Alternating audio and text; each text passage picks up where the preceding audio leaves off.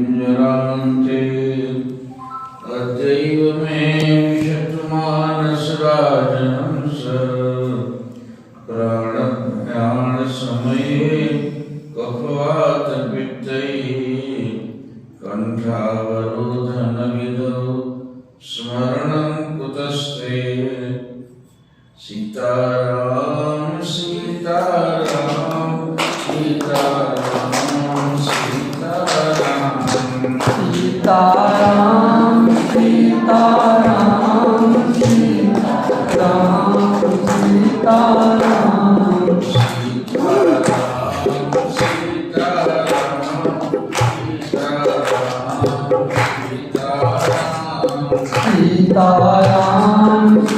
सीताराम सीताराम सीताराम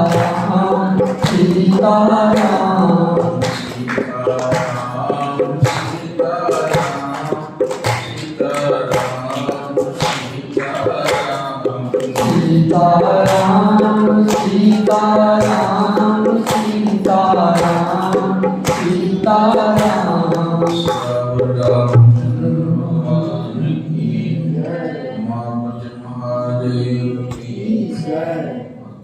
श्री हनुमान जी महाराज की जय। हेलो सद्गुरुदेव भगवान की जय। परम प्रेमी गुरुमुख सत्संगी प्यारे बंधुओं,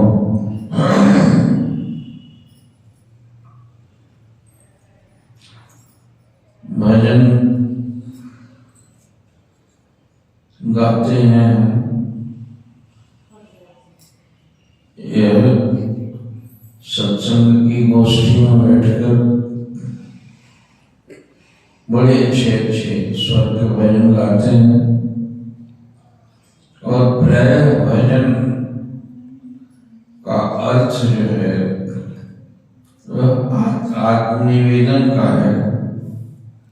ये भगवान से आदमी निवेदन करता है कि मैं पापी हूँ और आप पुण्यात्मा, मैं अज्ञ हूँ और आप ज्ञानी, मैं कर्कश हूँ और आप दयावान हैं, मैं अभिमानी हूँ और आप मान का मर्दन करने वाले हैं, मैं पतित हूँ, आप पतित को पावन करने वाले हैं। यही तो होता है सारे भजनों में। और हम निवेदन करते हैं। ये कितने दिनों तक 10 साल 5 साल 20 साल से इसको गाते दोहराते रहे हैं, किंतु वह गाना एक रिवाज बन के रह जाता है, फैशन बन के रह जाता है। उसके मुताबिक हमारा मन होता नहीं। एक महात्मा थे जो दरबार में थे और बड़े दिनों से पुजारी थे। भगवान की पूजा ही तो करते हैं और पूजा में भगवान का आत्मनिवेदन देखो। अवगुणहार की विनती सुनो गरीब निवाज, जो मैं पूत कपूत हूँ बहुरी पिता को लाज। नहीं विद्या नहीं बाहुबल और नहीं खर्चन को दाम, तुलसी मौसम पतित को पत राखो भगवान। और कैसे रखो अवसर राखी द्रौपदी,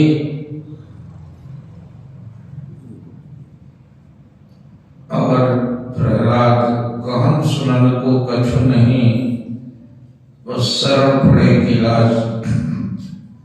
द्रौपदी को जिस प्रकार भगवान ने उबारा, प्रहलाद को जिस तरह उबारा, हे महाराज मुझे भी इस तरह से भी उबार दीजिए। तो पुजारी थे बड़े अकड़ू थोड़ा सा, कारण कि मन तो मन ही है,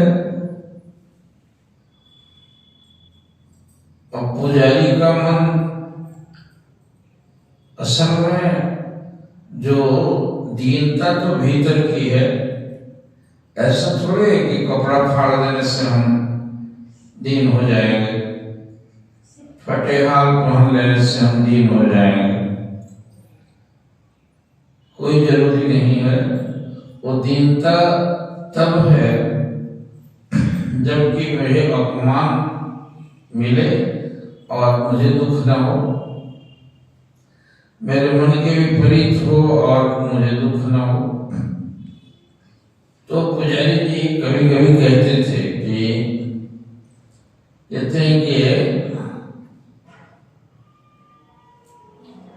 गुणहार की विनती सुनो गरीब निवाज, जो मैं पूत कपूत हूँ बहुत पिता को लाज। ये कहते थे कि हमारा मन नहीं मानता है, उनको कपूत तो नहीं है कम से कम।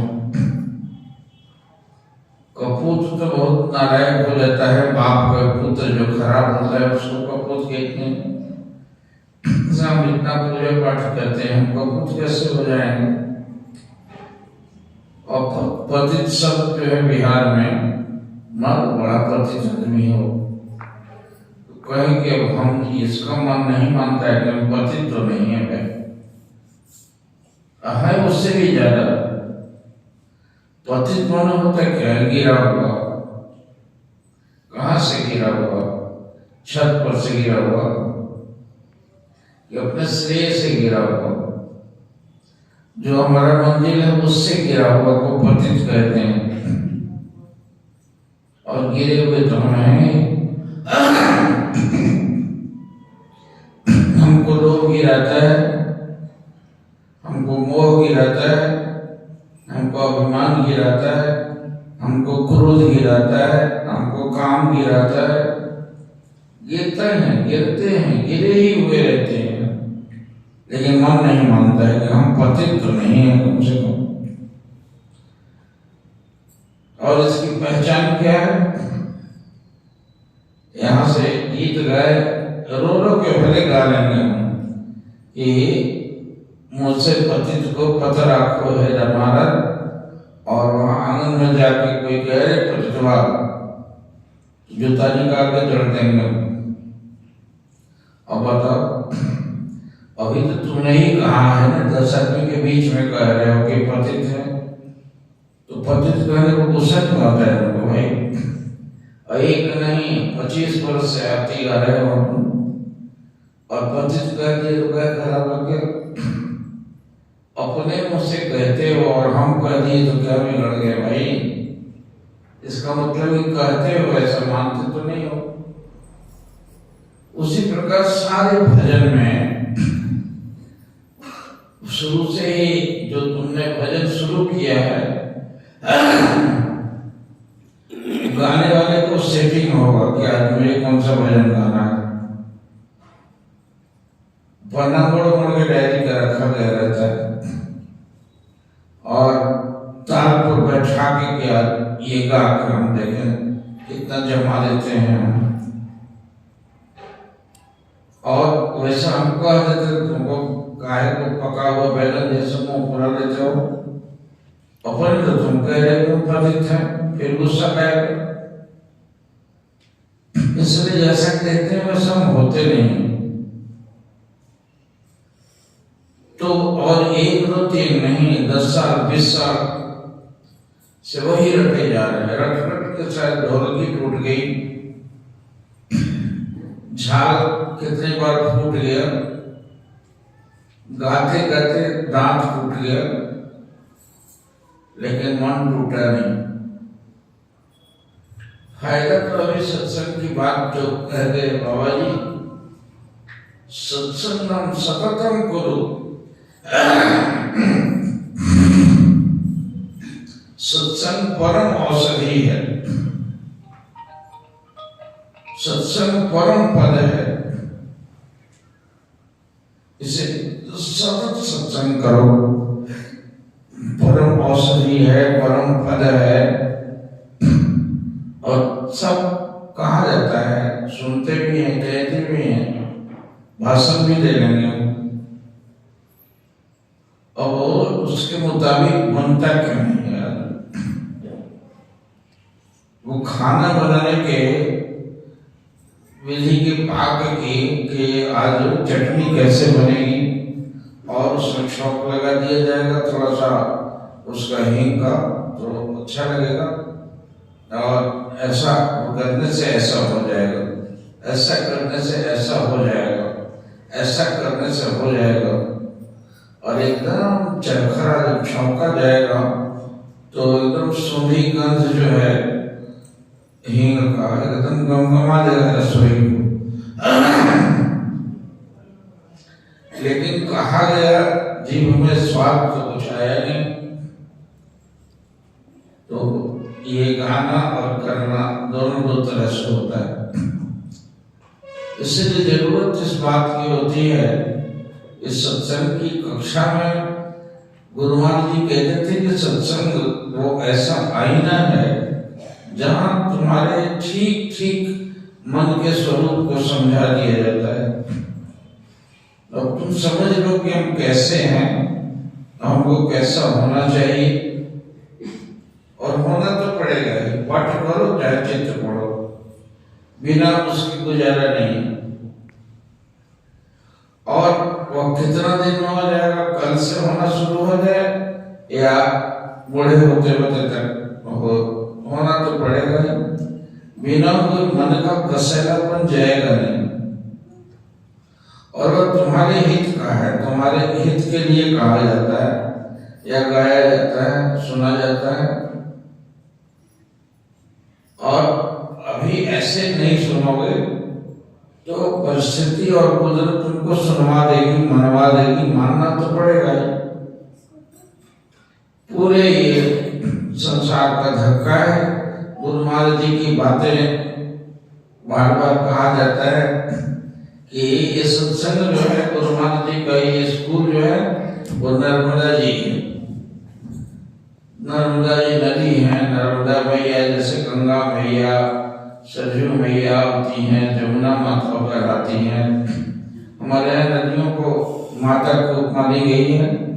वैसे ही नर्मदा जी का घर, नर्मदा बड़ी पवित्र नदी है, मध्य प्रदेश में बहती है।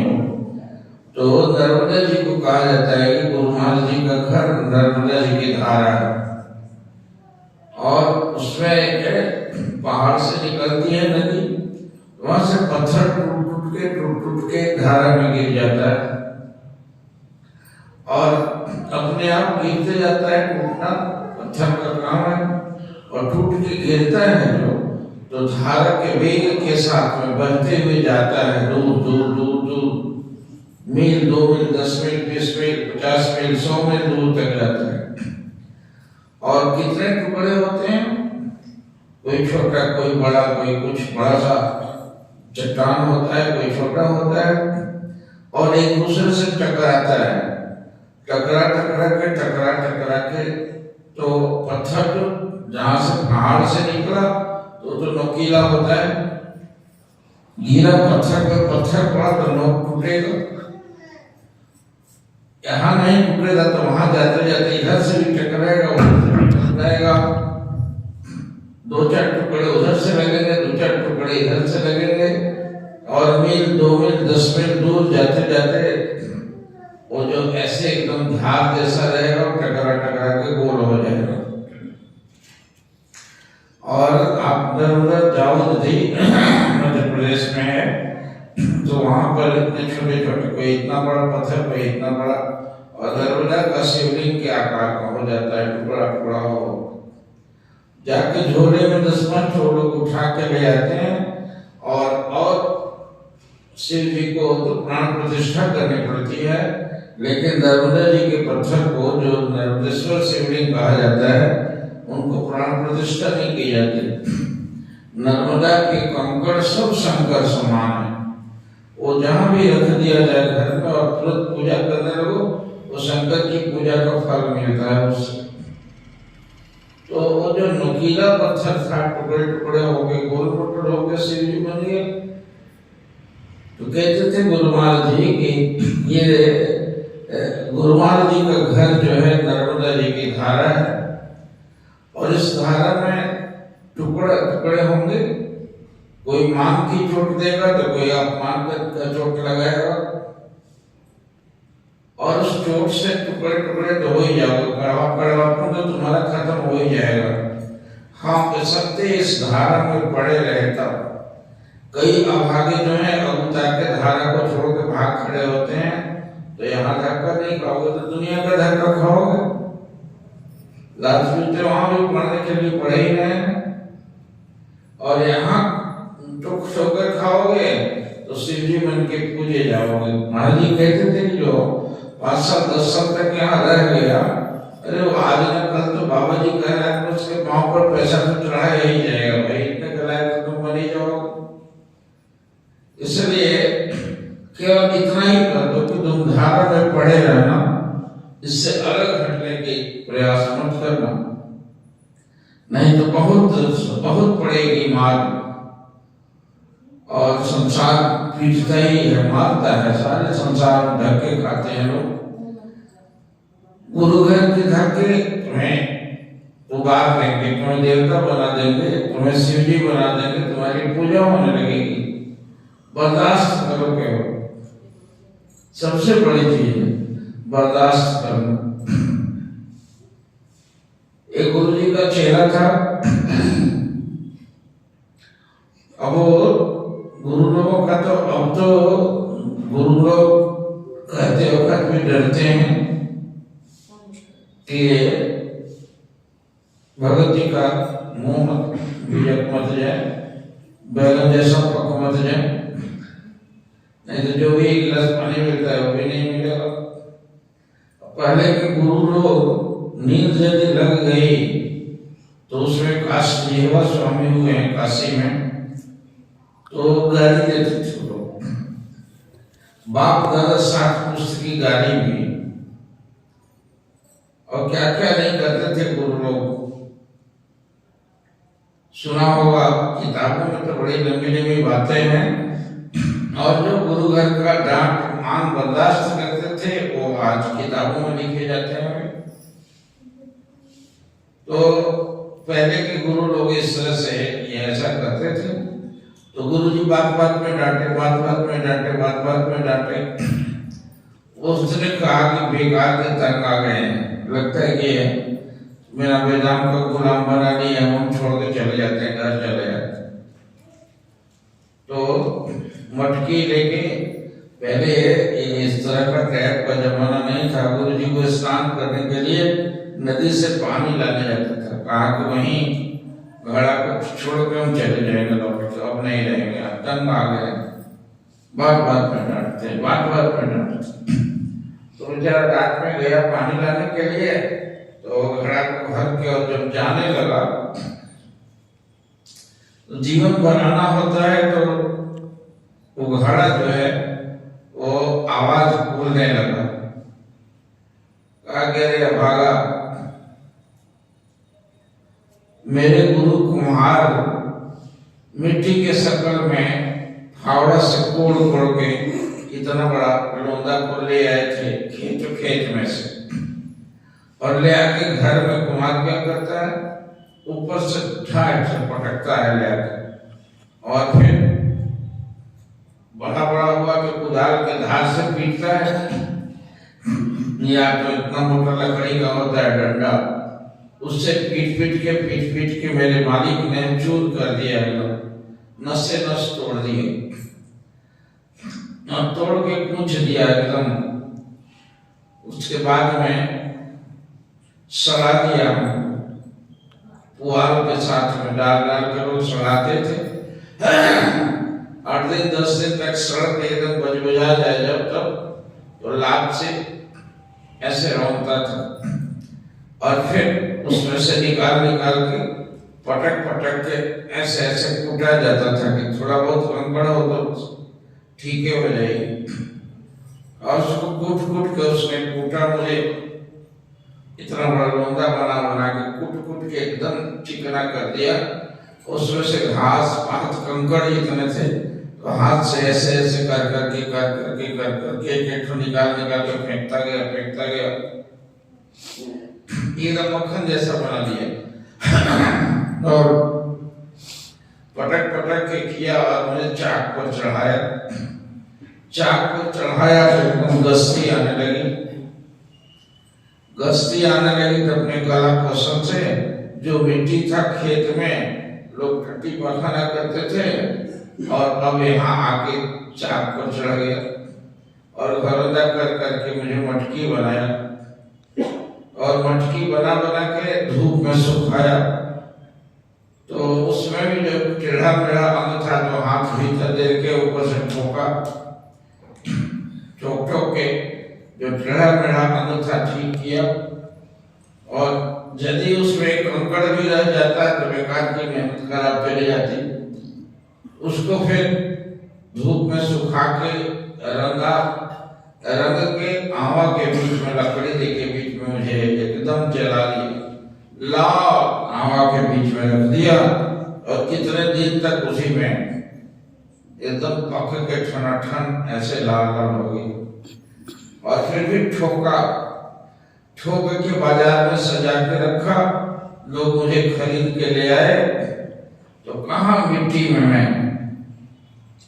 गंदगी मेरे ऊपर पड़ता था और अब देव जगह पर मैं कलश के रूप में हूँ मैं सिर को उठा के लोग मटकी ले जाते हैं मैं सबके प्यास मिटाता हूँ और देवालय में मेरा जगह बन गया और तो ऐसा नालायक है तो इतना कमजोर है कच्चा निकला कि गुरु कुम्हार कुंभ है गड़गड़ काढ़े कोट भीतर हाथ सहार दे बाहर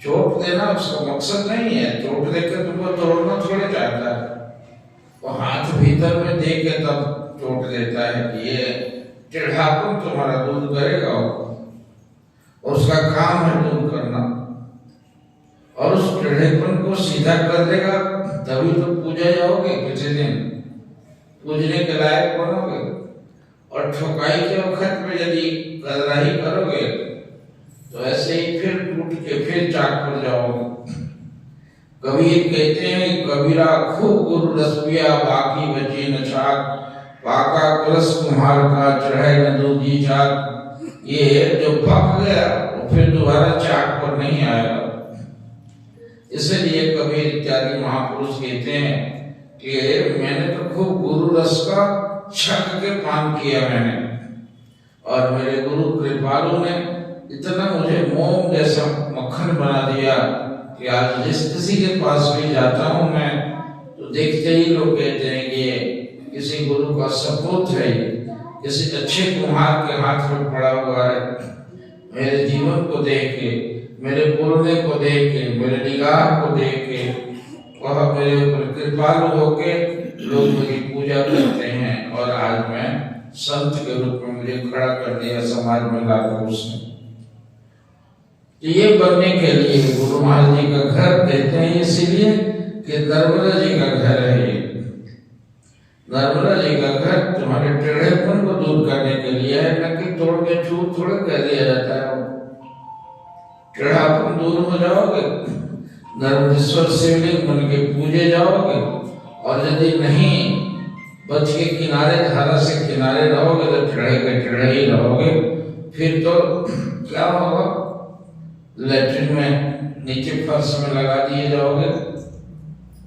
इसी काम के लायक रह जाओ तो ये भजन गाते हैं भजन के मुताबिक सोचना चाहिए कभी कि आज मुझे ये भजन गाना है आज मैंने ये भजन गाया है और जाके बैठ के सोचो तो कि जैसा मैंने गाया वैसा मुझे बनना भी तो चाहिए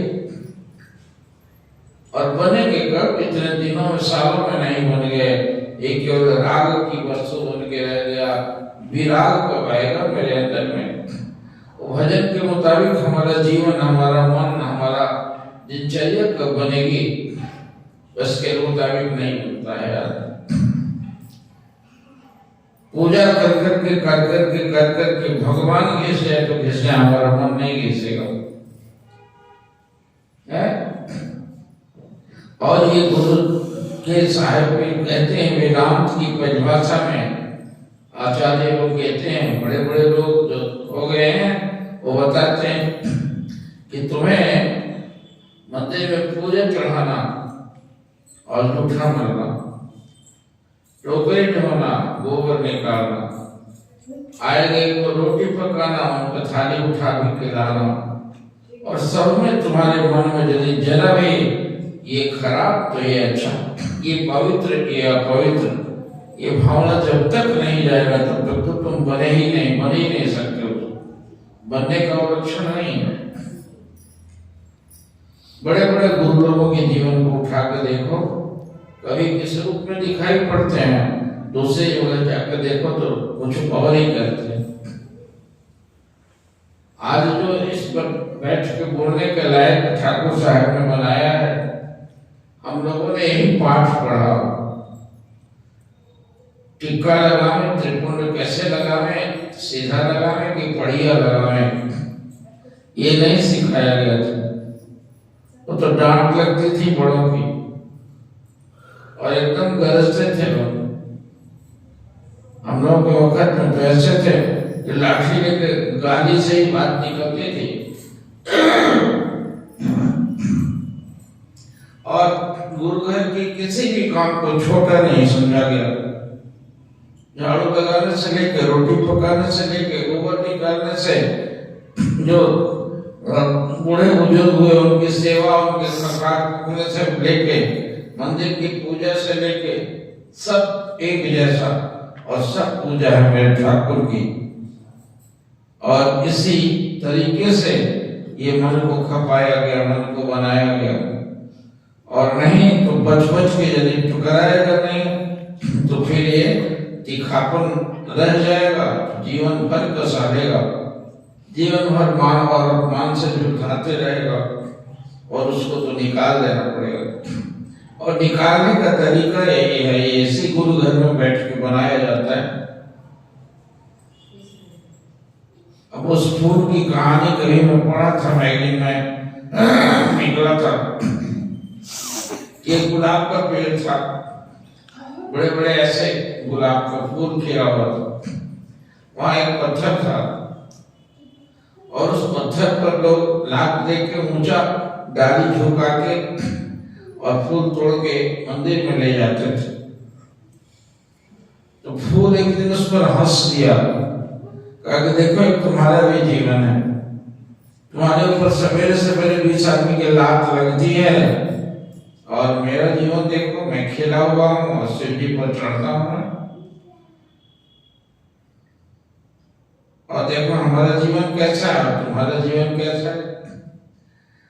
और पासा पढ़कर कुछ दिन के बाद एक मूर्तिकार वहां आया, मूर्ति बनाने वाला, और उस पत्थर को देख के पहचान लिया ये बड़ा नरम पत्थर है। पत्थर का पहचान मूर्तिकार को होता है। वो उठा के उस पत्थर को ले गया और तराश के एकदम कृष्ण भगवान की मूर्ति बना दिया, और उस मूर्ति को शोकेस में लगाया। तो एक राजा बहुत सुंदर मंदिर बनाया और उस मंदिर में स्थापना के लिए उस मूर्ति को खरीद लिया उसने, और उस मूर्ति की स्थापना हो गई। जब मूर्ति कृष्ण भगवान के रूप में वहां जाकर बैठ गए तो क्या करें, फूल झुका के फूल तोड़ते थे लोग, कृष्ण जी पर चढ़ता था।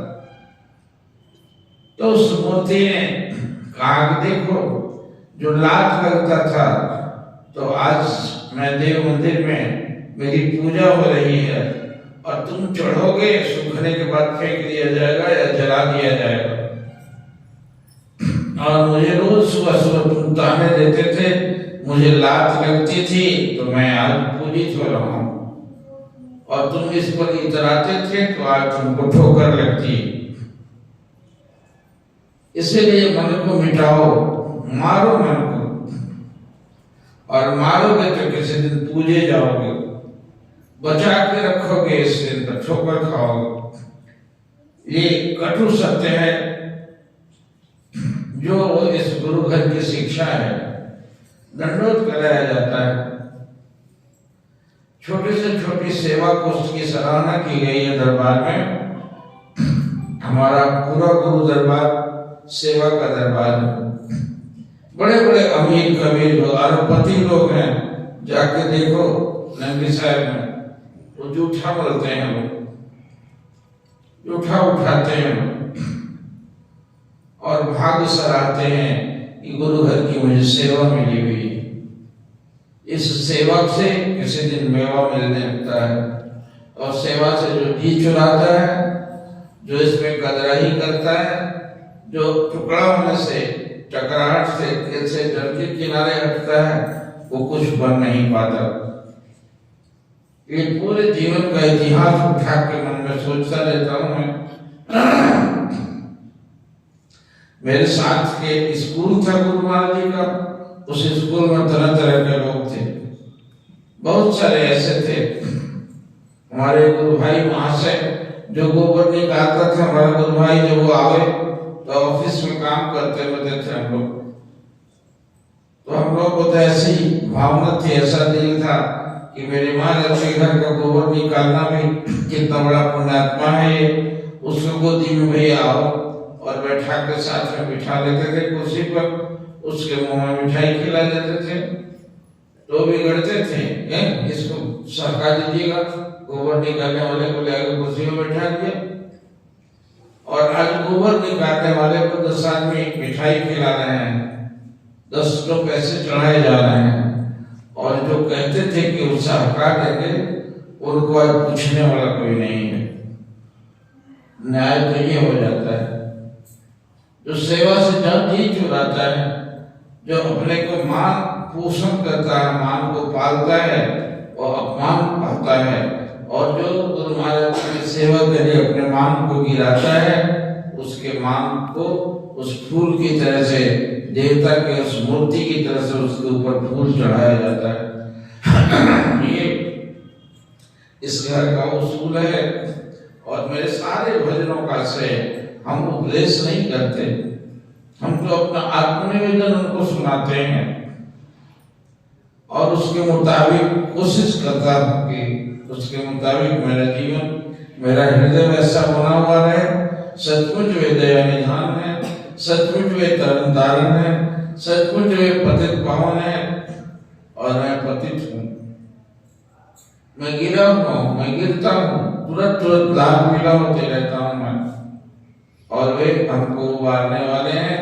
इस भावना को हरदम जो अपना आत्मनिवेदन, आत्मनिरीक्षण कर करके आदमी अपने आप को समझाता है, संवारता है, थोड़े थोड़े दुर्गुणों को निकलता वे किसी दिन सद्गुणों का खान बन जाता है।